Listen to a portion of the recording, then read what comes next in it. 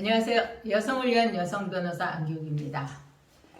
지난 주간에 또 가슴 아픈 그런 뉴스가 하나 있어서 제가 소개를 해드리려고 합니다. 네, 이미 언론에 나온 이야기라 사실관계에 대해서 아시는 분들은 대부분 아시겠습니다만, 아내가 원인 모르는 이유로 쓰러져서 이 중환자실에서 인공호흡기에 의존해서 살고 있었는데, 남편이 엿새 만에 그 호흡기를 제거함으로써 아내를 저산소증에 빠뜨려서 살해한 그런 사건에서 우리 그 서울고등법원 춘천법원에서는 이거는 분명하게 살인죄다라고 해서 징역 5년을 선고한 사례가 있었습니다.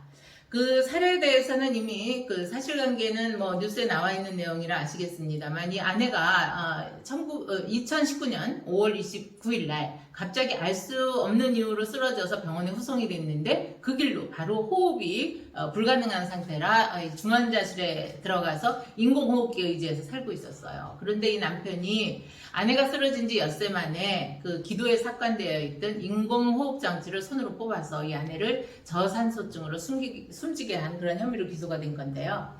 남편의 항변은 거기에서 이 아내와 나는 살면서 우리가 만약에 이렇게 의식불명에 빠진다거나 이렇게 중환자실에서 연명을 해야 될 정도면 우리 그 인간의 그 어떤 존엄적인 그런 삶의 마감을 하기 위해서 우리 그건 하지 말자 이렇게 약속을 했다 그래요. 그리고 이것은 이미 자식들에게도 다 알렸다. 그러니까 이것은 아내가 이미 그렇게 인공호흡 장치를 하기 이전에 나하고 약속이 된 것을 내가 지킨 것 뿐이다라고 항변을 했지만, 우리 법원에서는 그걸 받아들여지지 않았죠. 네.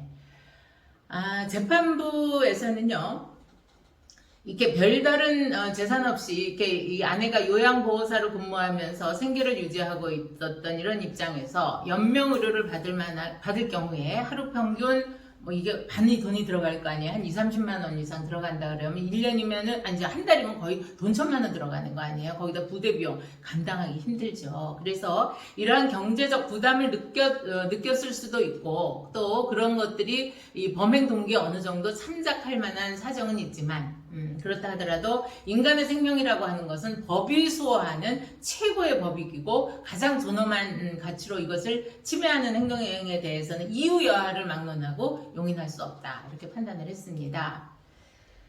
우리 법원에서는요, 국회가 2016년에 연명의료와 연명의료 중단 결정 및 그 이행에 필요한 사항을 규정한 연명의료 결정법을 제정했죠. 그리고 2018년 8월부터 이걸 시행 중인데요.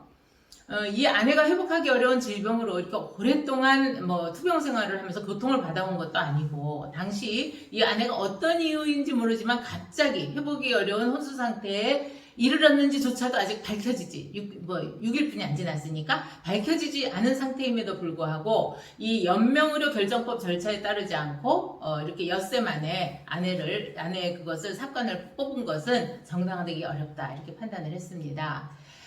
사실 이 연명치료에 관한 법이 제정되기까지는 여러 우리가 우여곡절이 많았습니다. 사람의 생명이라고 하는 것은 어떻게 해서라도 살릴 수 있으면 살려야 되는 거 아니냐. 과거에 우리 그 보람의 병원 사건이 유명한 사건이 있었죠. 네.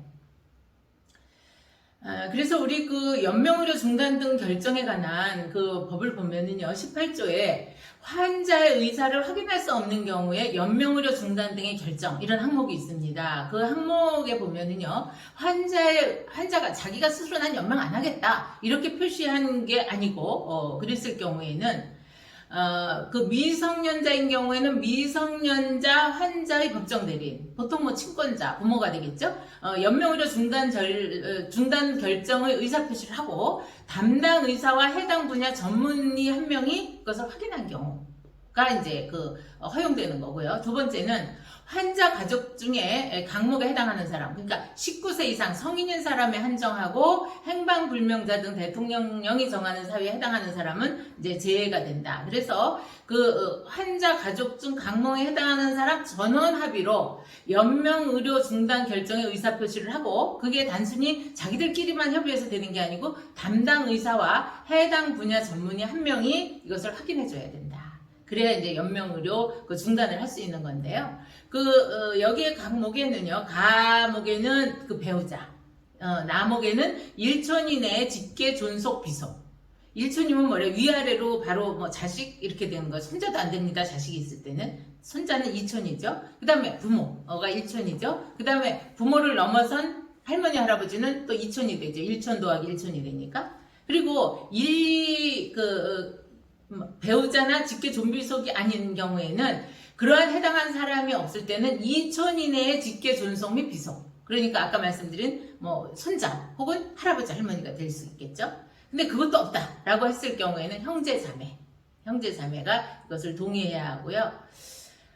이렇게 해서 연명으로 중단 결정을 확인한 담당 의사 및 해당 분야의 전문의는 보건복지부령으로 정하는 바에 따라서 확인 결과를 다 이제 기록해서 이것을 해야 된다. 이렇게 돼 있습니다.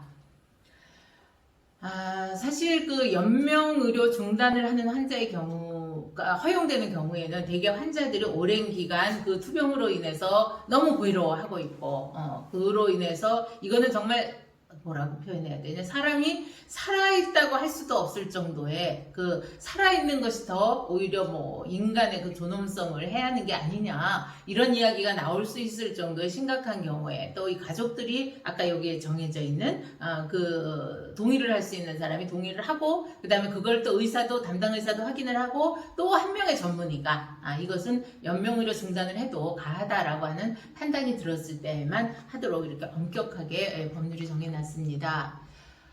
상당한 경우에는 우리가 존엄사라고 하죠. 인간이 죽을 때도 자기 권리에 의해서 좀 인간의 존엄을 지키면서 죽었으면 좋겠다라고 하는 존엄사의 논쟁이 되면서 이제 이 법이 제정이 된 건데요.